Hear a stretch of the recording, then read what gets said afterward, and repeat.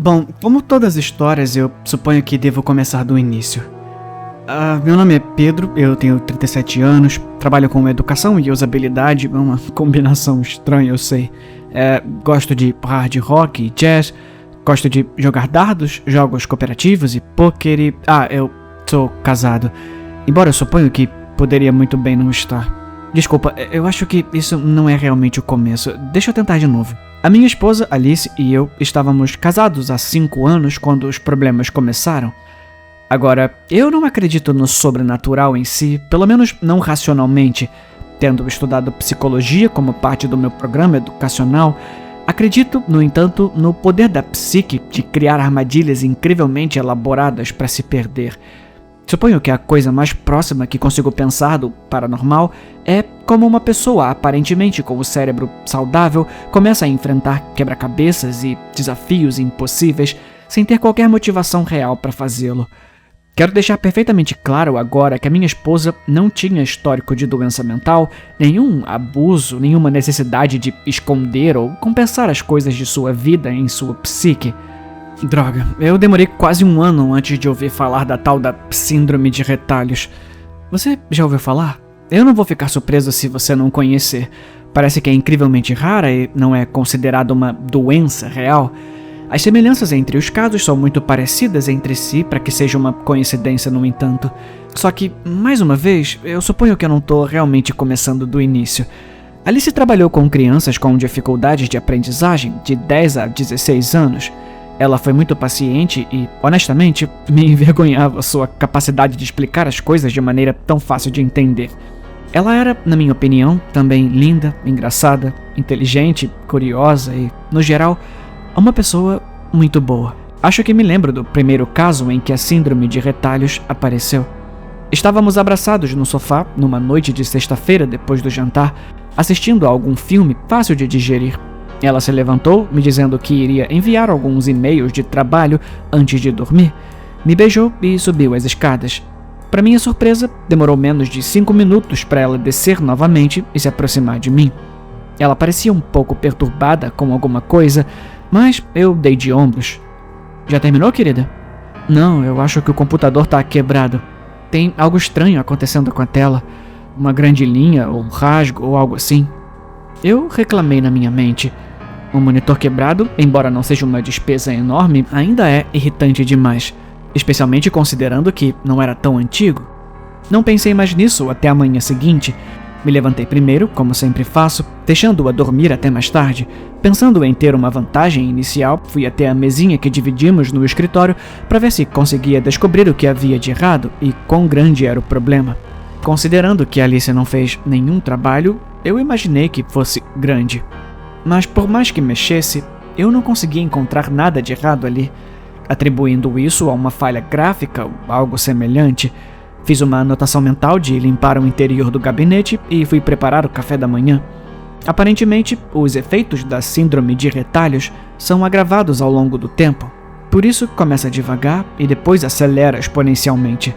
O próximo incidente, se é que você pode chamar assim, não aconteceu até, 4 meses depois. Estávamos, mais uma vez, no sofá, abraçados e assistindo a um filme. Ela estava com o braço atrás das minhas costas, brincando distraidamente com o cabelo da minha nuca. Ela faz isso com frequência e eu adoro, mas dessa vez, depois de brincar um pouco, ela repetia o mesmo movimento. Um toque para baixo com os dedos, depois um deslize da direita para a esquerda e depois da esquerda para a direita, como se estivesse encobrindo o toque para baixo. Terminava e repetia, terminava e repetia. No começo eu não reagi, mas depois de ela ter feito isso por uns bons 10 ou 15 minutos, eu fiquei curioso. Querida, por que você ainda tá penteando o mesmo lugar? O que você quer dizer? Ela me olhou de soslaio, aparentemente sem entender a pergunta.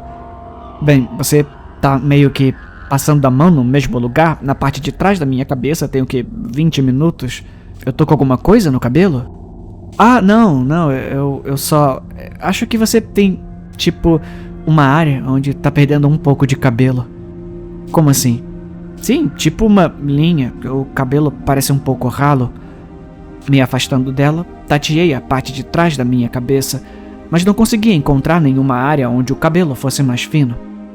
Tem certeza? Sim, ela disse, me tocando na nuca de novo.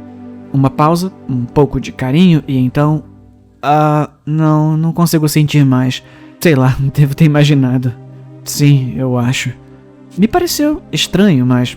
Caramba, temos direito de ser estranhos de vez em quando, não temos? A próxima vez foi alguns meses depois, quando as coisas começaram a acelerar. Certo dia, cheguei em casa mais cedo e a encontrei na mesa de jantar, olhando desanimada para o que parecia ser um almoço mal tocado.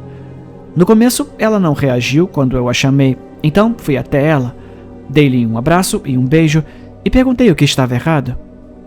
Oi amor, nada, eu fui até a livraria para devolver aquele livro que comprei na semana passada, porque ele foi danificado durante a impressão ou algo assim, e o balconista me disse que eu estava apenas imaginando coisas e que não havia nada de errado. Eu mostrei para ele e ele começou a me dizer que eu estava maluca e que era problema meu. Pedi para falar com o gerente dele sobre isso e ele começou a me chamar de coisas horríveis e palavrões e pediu para eu sair da loja. Foi tão do nada que acabou com o meu humor. As crianças saíram para um dia de esportes hoje, então eu só fui para casa mais cedo. Falei gentilmente com ela enquanto a abraçava novamente, acariciando seu maravilhoso cabelo castanho cacheado. Tá tudo bem, querida. Tenta não deixar isso afetar você. Pessoas assim são horríveis e estão apenas tentando arrastar você para baixo com elas. Eu vou te dizer uma coisa. Por que não vamos ao cinema essa noite, tá? A gente come fora e se diverte um pouco, que tal? E aí você esquece isso e eu vou até lá para resolver. Ela sorriu então, aquele sorriso adorável e caloroso, e me beijou. Acho que foi a última vez que vi aquele sorriso como deveria ser. Na segunda-feira, fui até a loja com a intenção de... Bem, pra ser sincero, eu fui lá com a intenção de criar problemas mesmo. Você não grita com a minha esposa e sai impune? Não, a minha gentil e amorosa Alice. Acontece que o balconista da loja e seu gerente tinham uma história diferente para contar. Disseram que Alice tinha chegado reclamando que havia um amassado ou rasgo no livro, que deveria ter acontecido durante a impressão, e exigiu um novo livro. O balconista, por procedimento, verificou o livro antes de descartá-lo, mas ficou confuso ao não encontrar nada de errado com ele. Perguntando à minha esposa sobre isso, Alice disse ao balconista que tá ali, da página 32 a 84. Então, naturalmente, eu mesmo abri o livro e... Bem, tudo bem, na verdade eu não tinha verificado antes, mas folheando as páginas, eu não consegui encontrar nada de errado. O gerente do balconista continuou a história, dizendo que quando o balconista respondeu a Alice, a minha esposa ficou brava e levantou a voz, fazendo com que o gerente se aproximasse. Alice havia dito a eles que eles eram golpistas e que o livro estava obviamente com defeito e que eles simplesmente não assumiriam a responsabilidade. A discussão evoluiu a partir daí. Alice insistindo que as páginas estavam de alguma forma rasgadas ou marcadas e eles negando. Eventualmente, o gerente perdeu o controle e disse a Alice que ela estava louca para sair da loja. Ele parecia arrependido por isso e eu não fiquei muito feliz com toda a história, mas vendo como não havia nada de errado com o livro, perguntei se eles poderiam substituí-lo para mim, apenas para acalmar a mente da minha esposa e a minha. E o gerente concordou. Acho que ele só queria deixar isso para trás. E eu também. Mas descobri que era uma esperança fútil. Depois disso, esqueci a ordem em que as coisas aconteceram. Tudo o que posso dizer é que as coisas começaram a piorar. Ela jogou fora uma salada comprada quando estávamos andando porque obviamente alguém mexeu nela, colocando algo no meio. Cheguei em casa um dia e vi metade da grama sendo cortada tão fundo que quase não sobrava verde. Alice disse que havia um sulco na grama que parecia horrível. Então ela cortou até que a grama tivesse o mesmo comprimento, para não parecer estranho. Depois disso, tive uma sensação sinistra, agravada por vários outros eventos pequenos, mas significativos, sempre com os rasgos, sulcos, linhas, retalhos. Cerca de 2 anos após o primeiro evento, as coisas começaram a ficar muito ruins. Cheguei em casa cheirando a fumaça e subi as escadas para encontrar Alice, tendo passado uma camisa com tanta força que a queimou e caiu na tábua de passar embaixo. Ela não parecia perceber o dano que estava causando e insistiu que estava apenas tentando resolver um problema. Mais tarde, naquela mesma semana, a polícia a trouxe para casa. A história que me contaram foi que ela estava jogando livros no gerente da livraria, alegando que estavam todos defeituosos e rasgados. O gerente, reconhecendo minha esposa, disse à polícia que eles não prestariam queixa se eu concordasse em conseguir ajuda para ela. E o que mais eu poderia fazer? Mas ela resistiu aos esforços para melhorar, alegando que estava bem, que de alguma forma era apenas uma grande conspiração contra ela, tentando encobrir as perfeições e erros em todo o mundo, pessoas estragando coisas como o nosso gramado, para tentar acabar com a mente dela. Cerca de uma semana após o incidente do livro, eu a procurei depois de destruir seu laptop, nosso computador fixo e o iPad, alegando que todos tinham ranhuras pixeladas. Mais uma semana com muitos pequenos acontecimentos, todos com a mesma fixação, e chego em casa com a polícia batendo na porta novamente. Dessa vez, sem a minha esposa. Acontece que ela tentou passar um vinco no paletó do pai de um de nossos alunos, enquanto ele estava usando, com um taco de beisebol. Aparentemente, ele não ficou gravemente ferido, apenas alguns hematomas, mas ela foi levada para uma ala psiquiátrica de emergência, delirando sobre a cegueira das pessoas para as linhas e retalhos por toda parte. Quando eu cheguei lá, não me deixaram vê-la, dizendo que ela era violenta. Fiquei do lado de fora a noite toda, mas pela manhã me forcei a ir para casa e descansar um pouco.